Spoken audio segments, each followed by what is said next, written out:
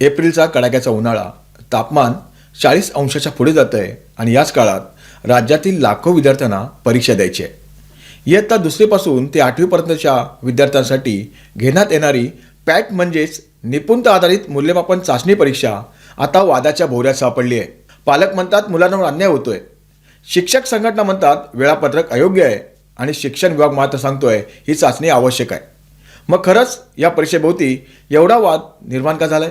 आजच्या व्हिडिओमध्ये आपण सविस्तर समजून घेणार आहोत. पॅट परीक्षा नेमकी काय आहे, ती कधी होणार आहे आणि पालक व शिक्षक इतके नाराज का झाले आहेत? नमस्कार, तुम्ही पाहत आहात न्यूज डंका. पॅट परीक्षा नेमकी काय आहे?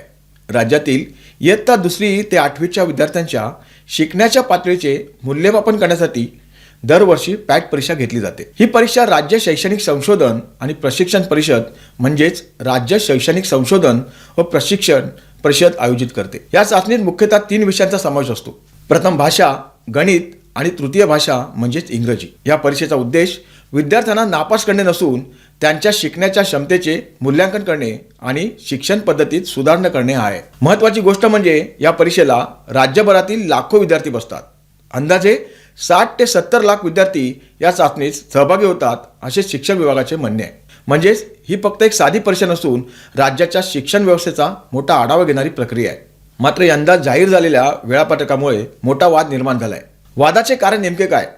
राज्य शैक्षणिक संशोधन व प्रशिक्षण परिषद यांनी जाहीर केलेल्या वेळापत्रकानुसार ही परीक्षा 11 एप्रिल, 15 एप्रिल आणि 22 एप्रिल रोजी होणार आहे. आता इथेच वाद सुरू होतो, कारण एप्रिल महिन्यात राज्यातील अनेक भागात तापमान प्रचंड वाढलेले असते. विदर्भ, मराठवाडा आणि काही कोकण भागात तापमान 40 अंशाच्या पुढे जाते. यामुळे विद्यार्थ्यांच्या आरोग्यावर परिणाम होण्याची शक्यता व्यक्त केली जात आहे. विशेषतः ग्रामीण भागात परिस्थिती आणखी कठीण असते.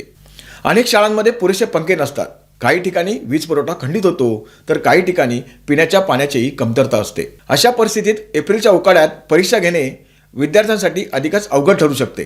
त्यातच अनेक शाळांची वार्षिक परीक्षा एप्रिलच्या मध्यापर्यंत संपत असते आणि पालकांनी आधीच बाहेरगावी जाण्याचे नियोजन केले असते. शाळांना उन्हाळ्यात सुट्टी का दिली जाते?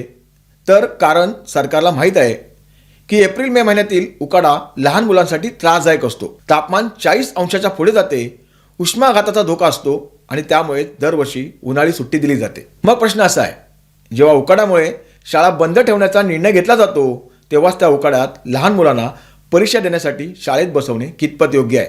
जर उन्हाळा इतका सहन करण्याजोगा असता तर शाळांना उन्हाळ्यात सुट्टी दिलीच नसती. मग सुट्टी उन्हाळ्यात आणि परीक्षा मात्र उन्हाळ्याच्या कडाक्यात.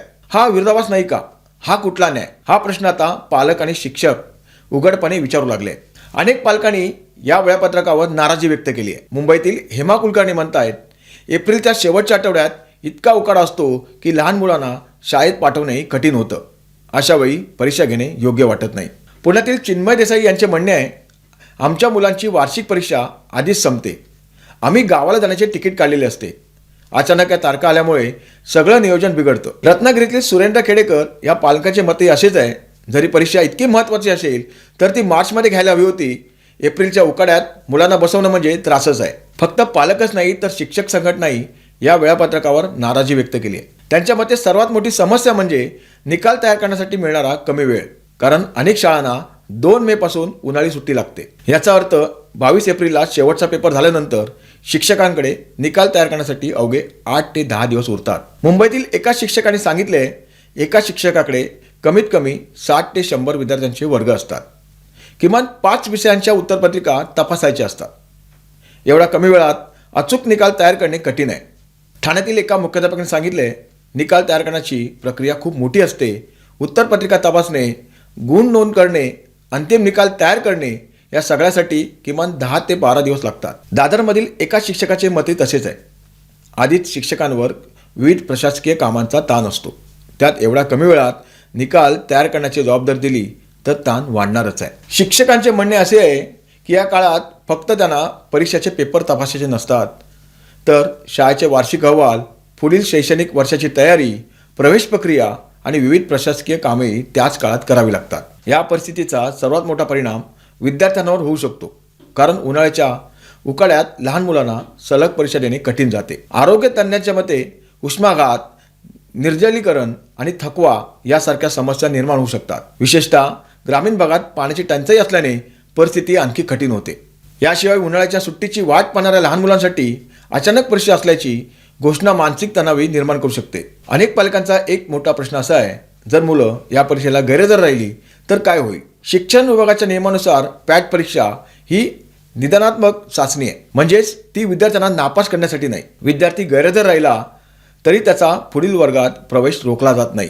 मात्र तरी शिक्षक सांगतात की विद्यार्थ्यांची उपस्थिती कमी राहिल्यास या चाचणीचा उद्देश कमी होणार आहे. काही शिक्षकांचे म्हणणे असे आहे की मागील काही वर्षात ही परीक्षा मार्च महिन्यात घेण्यात आली होती, म्हणून यंदा अचानक एप्रिलच्या उत्तरार्धात परीक्षा घेण्याचा निर्णय का घेतला हा प्रश्नही उपस्थित केला जात आहे. पालक आणि शिक्षक संघटनांची मुख्य मागणी अशी आहे की पॅट परीक्षेचा शेवटचा पेपर 22 एप्रिलऐवजी 15 एप्रिलपूर्वी घ्यावा. काही संघटनांनी तर परीक्षा 2 एप्रिल ते 15 एप्रिल या कालावधीत घ्यावी अशी मागणी केली आहे. काही शिक्षण तज्ज्ञांच्या मते परीक्षा मार्च महिन्यात घेणे किंवा शाळांना अधिक लवचिक वेळापत्रक देणे हे 2 पर्याय असू शकतात. त्यामुळे निकाल तयार करण्यासाठी पुरेसा वेळ मिळेल आणि विद्यार्थ्यांनाही उकडता त्रास कमी होईल. आता सर्वांचे लक्ष राज्य शिक्षण विभागाकडे लागलेले आहे, कारण पालक, शिक्षक संघटना आणि मुख्याध्यापक संघटना सर्वांनीच या वेळापत्रकात बदल करण्याची मागणी केली आहे. जर या मागणीकडे दुर्लक्ष झाले तर हा मुद्दा आणखी मोठा होण्याची शक्यता नाकारता येत नाही. एकीकडे विद्यार्थ्यांच्या शिक्षणाचे मूल्यमापन करणे आवश्यक आहे, पण दुसरीकडे विद्यार्थ्यांचे आरोग्य, शिक्षकांवरील ताण आणि पालकांचे नियोजन याचाही विचार करणे तितकेच महत्त्वाचे आहे. म्हणूनच आता प्रश्न आहे, शिक्षण विभाग या सर्व मागण्यांचा विचार करणार का, की पॅट परीक्षा नियोजित वेळापत्रकानुसारच होणार. याचे उत्तर येणाऱ्या काही दिवसात मिळेल. तोपर्यंत तुम्हाला काय वाटतं, एप्रिलच्या उकाड्यात परीक्षा घेणे योग्य आहे का? तुमचे मत आम्हाला कमेंटमध्ये नक्की सांगा आणि अशाच माहितीपूर्ण व्हिडिओसाठी न्यूज डंका चॅनलला सबस्क्राईब करायला विसरू नका. धन्यवाद.